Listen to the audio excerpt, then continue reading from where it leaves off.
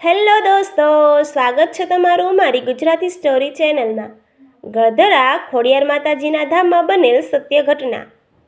ધારી પાસે આવેલા પવિત્ર યાત્રાધામ ગળધરા ખોડિયાર માતાજીના મંદિરે બનેલી આ એક એવી સત્ય ઘટના છે જે આજે પણ લોકોમાં શ્રદ્ધા, ભક્તિ અને ચમત્કારનું ઉત્કૃષ્ટ ઉદાહરણ પૂરું પાડે છે. સૌરાષ્ટ્રની પવિત્ર ભૂમિ પર ખોડલના અનેક પરચા પ્રખ્યાત છે, પરંતુ ગળધરાના ઊંડાધરામાં બનેલી આ ઘટના માનવીય બુદ્ધિની સીમાઓ પાર કરી જાય છે. ધામનો મહિમા અને ગળધરાનો પ્રદેશ અમરેલી જિલ્લાના ધારી તાલુકાથી આશરે 5 કિલોમીટર દૂર શેત્રુંજી નદીના કિનારે માં ખોડિયારનું ભવ્ય મંદિર આવેલું છે. આ સ્થળ ગળધરા તરીકે ઓળખાય છે કારણ કે અહીં શેત્રુંજી નદીનો એક અત્યંત ઊંડો અને વિરાટ ગરનો ભાગ એટલે કે ધરો આવેલો છે. લોકવાયકા મુજબ આ ધરો અગાધ છે, જેનું તળિયું કોઈ પામી શક્યું નથી. આ ધરામાં માં ખોડિયારનો સાક્ષાત વાસ માનવામાં આવે છે. પાણીની ઉપર ઊભેલી વિશાળ ભેખડો અને શાંત વહેતું પાણી એક દિવ્ય અને થોડું રહસ્યમય વાતાવરણ ઊભું કરે છે. વર્ષોથી ભક્તો અહીં આવીને પોતાની માનતા પૂરી કરે છે અને માતાજી સૌની મનોકામના પૂર્ણ કરે છે. વજુભાઈની અખંડ શ્રદ્ધા. વાત છે આશરે 7-8 દાયકા પહેલાંની. જૂનાગઢ અને અમરેલી પંથકના ગ્રામ્ય વિસ્તારમાં રહેતા વજુભાઈ નામના એક આધેડ ખેડૂત માં ખોડિયારના પરમ ભક્ત હતા. વજુભાઈ સામાન્ય ખેડૂત હતા, પણ તેમનું મન ભક્તિથી સભર હતું. દર વર્ષે અષાઢી બીજ અથવા નવરાત્રિએ તેઓ પોતાના પરિવાર સાથે ગળધરા માના દર્શને અચૂક આવતા. એક વર્ષે સૌરાષ્ટ્રમાં ભયંકર દુષ્કાળ પડ્યો. કૂવા ખાલી થઈ ગયા, નદીઓ સુકાઈ ગઈ અને ઢોરઢાખર પાણી વિના ટળવળવા લાગ્યા. વજુભાઈની આર્થિક સ્થિતિ પણ નબળી પડી ગઈ. ઘરમાં અનાજનો એક દાણો નહોતો અને ખેતરમાં પાક બળીને ખાખ થઈ ગયો હતો. ગામના લોકો હિજરત કરી રહ્યા હતા, પણ વજુભાઈને માં ખોડલ પર અખંડ ભરોસો હતો. તેઓ રાત દિવસ માનું સ્મરણ કરતા અને કહેતા, મારી ખોડલ બેઠી છે, એ કોઈને ભૂખ્યા ઊંઘવા નહીં દે. ચૈત્ર માસની નવરાત્રિ નજીક આવી ત્યારે વજુભાઈએ મનોમન સંકલ્પ કર્યો કે ગમે તેવી પરિસ્થિતિ હોય તેઓ માં ખોડિયારના ધામ ગળધરા જઈને માના ચરણોમાં શીશ ઝુકાવશે.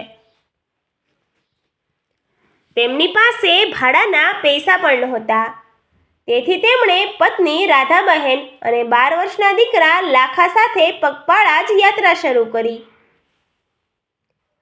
ભીષણ ગરમી અને સૂકા રસ્તાઓ કાપીને ત્રણેય જણા ગળધરા પહોંચ્યા. નવરાત્રિનો 8મનો દિવસ હતો. આખું મંદિર ભક્તોથી ઉભરાતું હતું.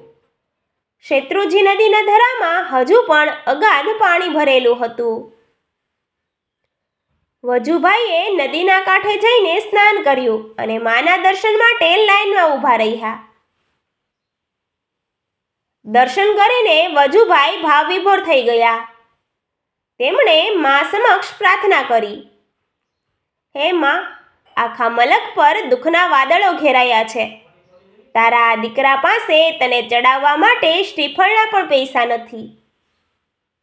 બસ આ આંસુ લઈને આવ્યો છું. મારા ગામ પર અને મારા પરિવાર પર તારી કૃપા રાખજે માં. દર્શન કરીને પરિવાર નદીના કિનારે ભેખડો પાસે બેઠો હતો. વજુભાઈ અને રાધાબહેન વાતો કરી રહ્યા હતા. ત્યાં જ 12 વર્ષનો લાખો નદીના ધરાના કિનારે પાણીને અડવા ગયો. ગળધરાનો એ ભાગ અત્યંત લપસણો અને સીધો ઊંડો હતો. અચાનક લાખાનો પગ લપસ્યો અને એક જોરદાર ચીસ સાથે તે સીધો જ કાળા ડિબાંગ પાણીના ધરામાં ખાબક્યો. બાપા બચાવો! લાખાનો આ છેલ્લો અવાજ હતો. ક્ષણભરમાં લાખો પાણીની અંદર ગરકાવ થઈ ગયો. રાધાબહેને કાળજું ફાટી જાય તેવી ચીસ પાડી, ઓ માડી, મારો લાખુડો ડૂબ્યો, કોઈ દોડો, મારા દીકરાને બચાવો! આસપાસના લોકો ભેગા થઈ ગયા. વજુભાઈ પોતે તરતા જાણતા નહોતા, છતાં દીકરાને બચાવવા ધરામાં કૂદ્યા. પણ સ્થાનિક લોકો અને તરવૈયાઓએ તેમને પકડી રાખ્યા. સ્થાનિક લોકો જાણતા હતા કે ગળધરાના આ ધરામાં જે પણ પડે છે તે ક્યારેય જીવતો બહાર નથી આવતો.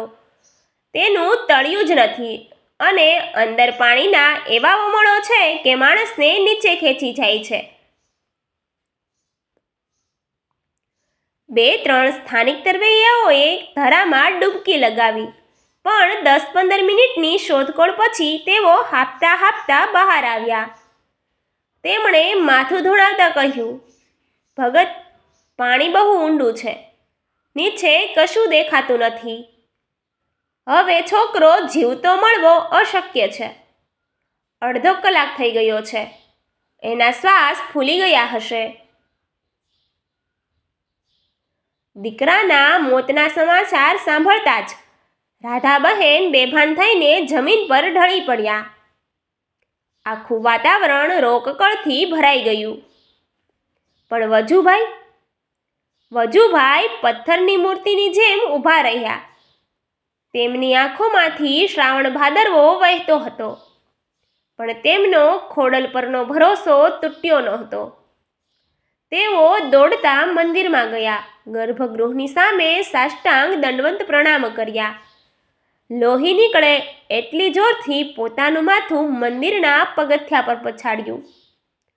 તેઓ જોર જોરથી બૂમો પાડવા લાગ્યા, હે આય ખોડિયાર, હે મગરવાહિની, આ જગત કહે છે કે તારો ધરો તળ વગરનો છે, પણ હું કહું છું કે મારો ભરોસો પણ તળ વગરનો છે. તારા ધામમાંથી તારો દીકરો ખાલી હાથે જાય તો તારી છોખલી લાજે માં. કાં તો મારો લાખો પાછો આપ, કાં આ વજુભાઈ પણ તારા ધરામાં પ્રાણ ત્યાગશે. મંદિરના પૂજારી અને અન્ય ભક્તો વજુભાઈને શાંત રાખવા પ્રયત્ન કરી રહ્યા હતા, પણ વજુભાઈની ભક્તિ હવે રૌદ્ર સ્વરૂપ ધારણ કરી ચૂકી હતી. તેઓ સતત ખમ્મા મારી ખોડલ, ખમ્મા મારી માવડી ના નારા લગાવી રહ્યા હતા. લગભગ 2 કલાક જેટલો સમય વીતી ગયો હતો. કોઈ પણ વૈજ્ઞાનિક દ્રષ્ટિએ પાણીમાં 2 કલાક ડૂબેલા બાળકનું બચવું અશક્ય હતું. બરાબર સાંજના આરતીનો સમય થયો. મંદિરમાં નગારા અને ઝાંઝ પંખવાનો અવાજ ગુંજવા લાગ્યો. પૂજારીએ માની આરતી શરૂ કરી. બરાબર એ જ ક્ષણે નદીના શાંત અને ઊંડા કાળા પાણીમાં અચાનક મોટા વમળો સર્જાવા લાગ્યા. પાણી ઉકળતું હોય તેમ ઉપર આવવા લાગ્યું. કિનારે ઊભેલા લોકો આશ્ચર્યથી ચીસો પાડવા લાગ્યા, જુઓ જુઓ, ધરામાં કંઈક થઈ રહ્યું છે. બધાની નજર નદીના પાણી પર ટકેલી હતી. અચાનક ધરાની બરાબર વચ્ચેથી પાણીના 2 ભાગ થયા અને એક વિરાટ મગર પાણીની સપાટી પર આવ્યો. લોકો ભયના માર્યા પાછળ હટી ગયા. પણ એ શું? એ મગરની પીઠ પર 12 વર્ષનો લાખો અર્ધજાગ્રત અવસ્થામાં બેઠો હતો. તેની આસપાસ પાણીનું એક ટીપું પણ તેને અડ્યું ન હોય તેમ તેના કપડાં પણ અડધા કોરા હતા. મગરે શાંતિથી કિનારા તરફ પ્રયાણ કર્યું. ભેખડની નજીક આવીને મગરે પોતાની પીઠ નમાવી, જેથી લાખો સરકીને કિનારાની રેતી પર આવી ગયો. લાખો જેવો કિનારે પહોંચ્યો. મગરે એક ક્ષણ માટે મંદિર તરફ જોયું, પાણીમાં પૂંછડી ફટકારી અને જોત જોતામાં ઊંડા ધરામાં અદૃશ્ય થઈ ગઈ. માં ખોડિયારનું વાહન મગર પોતે લાખાને બચાવવા આવ્યું હતું. લોકો સ્તબ્ધ હતા. વૈજ્ઞાનિકો જેને અશક્ય માને તે કુદરત અને માં ખોડલની શક્તિએ શક્ય કરી બતાવ્યું હતું. વજુભાઈ અને રાધાબહેન દોડીને દીકરાને વળગી પડ્યા. લાખાને હોશ આવ્યો ત્યારે લોકોએ તેને પૂછ્યું, બેટા, 2 કલાક સુધી તું પાણીની અંદર કેવી રીતે જીવતો રહ્યો? તને શ્વાસ લેવામાં તકલીફ ન પડી? લાખાએ જે જવાબ આપ્યો તે સાંભળીને ત્યાં 1000 લોકોની આંખો ભીની થઈ ગઈ અને પીઠના રૂવાડા ઊભા થઈ ગયા. લાખાએ તોતડા અવાજે કહ્યું, બાપા, હું જેવો પાણીમાં પડ્યો કે તરત જ મને નીચે અંધારામાં એક બહુ મોટો મહેલ દેખાયો. ત્યાં સોનાના સિંહાસન પર એક લીલા નેસડાવાળી હાથમાં ત્રિશૂળધારી માળી બેઠા હતા. તેમણે મને પોતાના ખોળામાં બેસાડી દીધો, મને વહાલ કર્યું અને દૂધ પાયું. પછી જ્યારે મંદિરમાં નગારા વાગ્યા ત્યારે માળીએ મને કહ્યું કે બેટા, તારા બાપની હાકલ મને અહીં સુધી પહોંચી છે. હવે તું તારા ઘરે જા. પછી તેમણે આ મોટા મગરને બોલાવ્યો અને તેની પીઠ પર બેસાડી બહાર મોકલી દીધો. આ સાંભળીને આખું ગળધરા ધામ જય ખોડિયારમાં જય ખોડલના નારાઓથી ગુંજી ઉઠ્યું. વજુભાઈએ માના ચરણોમાં પડીને સાષ્ટાંગ પ્રણામ કર્યા. દુષ્કાળના એ વર્ષમાં પણ વજુભાઈના ઘરે માની કૃપાથી અનાજના ભંડાર ભરાઈ ગયા. ગઢધરા ખોડિયાર માતાજીના ધામમાં બનેલી આ સત્ય ઘટના માત્ર એક વાર્તા નથી, પણ એ વાતની સાબિતી છે કે જ્યાં સાચી શ્રદ્ધા અને સમર્પણ હોય ત્યાં ભગવાનને પણ પોતાના ભક્તની રક્ષા કાજે આવવું જ પડે છે.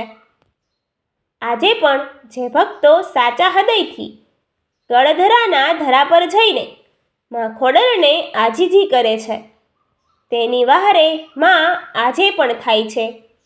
Thank you.